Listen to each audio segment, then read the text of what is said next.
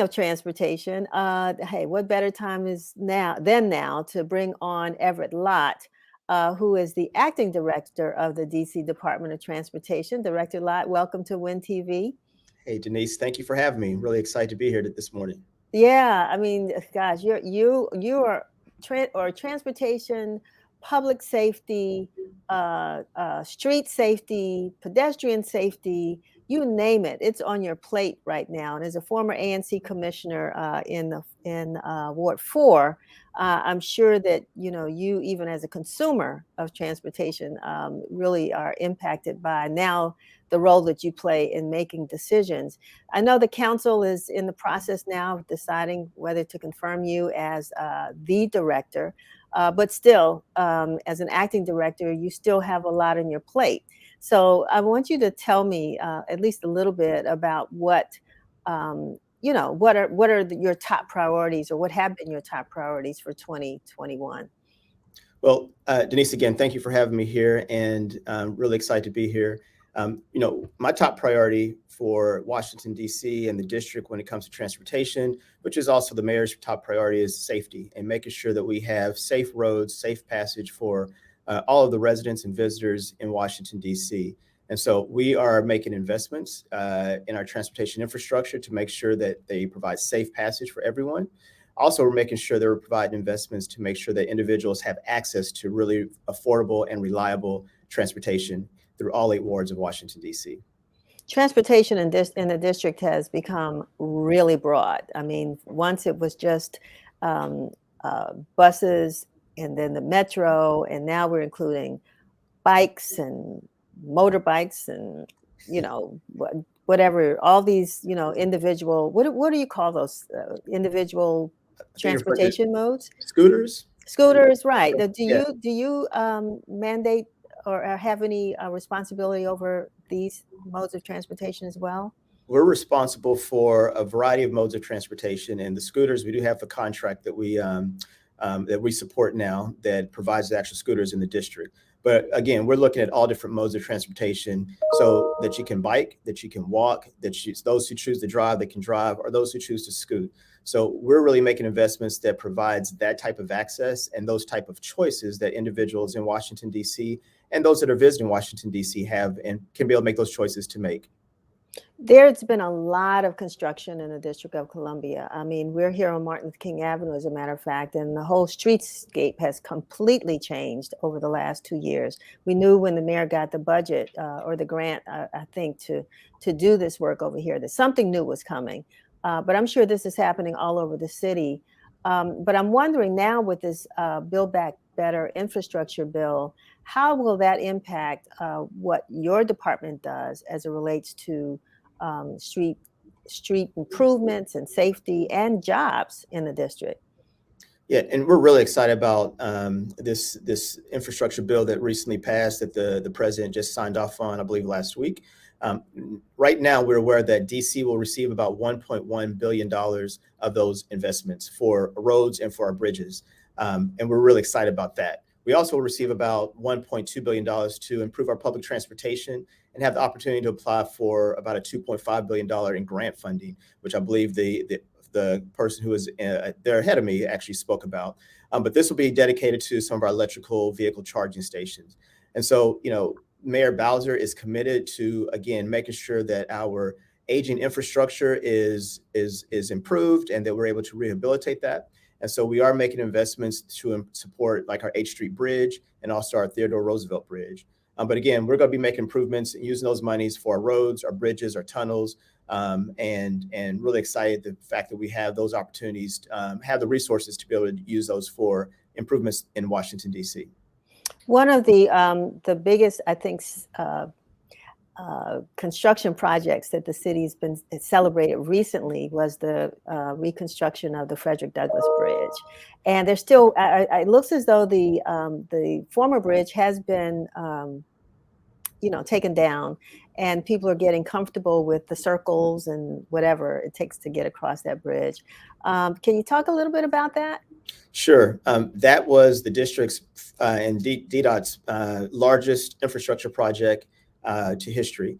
And so we're really excited that we're able to open that bridge ahead of schedule. We actually opened it to the first vehicular traffic on September the 11th. And so that bridge is now able to connect two thriving communities, one east of the river, one west of the river. And it's going to provide lots of great access. You mentioned and you referenced the ovals. So the bridge is open to traffic, pedestrian, as well as vehicular traffic, but we're still not done yet. So we are still working on the ovals that are bordering both sides of the bridge, which will provide, great public space areas for residents and for visitors alike to be able to enjoy that.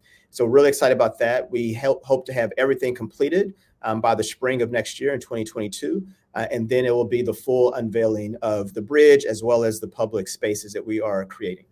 Fantastic. And can you give us an update on the pedestrian bridge, that tragic accident that happened where the bridge was hit and fell over 295? What's happening with that? Yeah, that was very unfortunate. As you know, back in June, a truck had his lift up and hit the bridge, and unfortunately, it knocked the bridge down. And that particular bridge, as well as we have about 3 other bridges along that particular corridor, they again connected two thriving communities, one north of 295 and one south of 295. I would like to just add that we have opened up the Parkside Pedestrian Bridge. We opened up that a little early, about a month early as well. So while we are in the process of replacing the lane bridge, we were able to open up the Parkside Pedestrian Bridge, which I was actually out there last week and took a walk across it. It's fantastic. It connects to the Metro stop. And again, it does connect two thriving communities. So we are in the process now of doing the design work for the lane bridge. We have a great design that we feel like the residents and folks that live on both sides of 295 will enjoy and appreciate. It will be ADA accessible.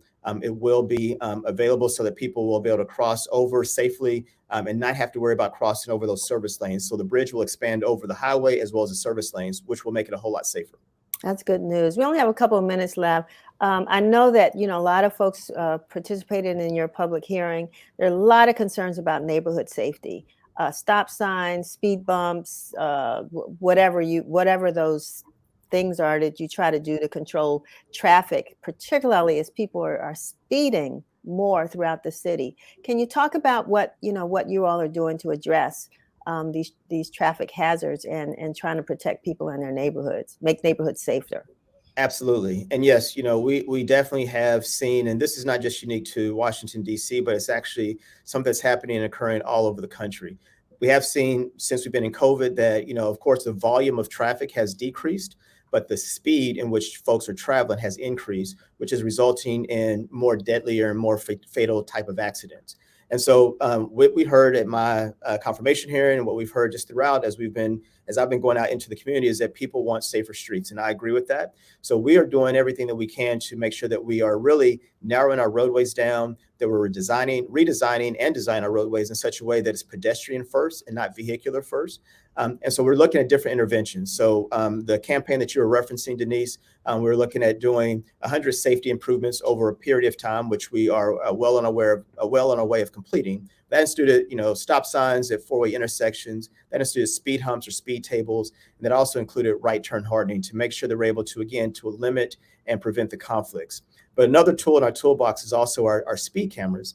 And so speed cameras help to reduce speeds, and really, unfortunately, for those who choose to speed, you will receive a ticket, and that's what we are hoping that will be the behavioral change that is necessary so that we can address the speeding and really get it mitigated and control it and get people to slow down. At the end of the day, we have 20 is plenty on many of our local roads. That is the speed limit, and we really just want people to slow down, observe the rules of the road, yield to pedestrians that are in crosswalks, and just everybody be safe on the roadways.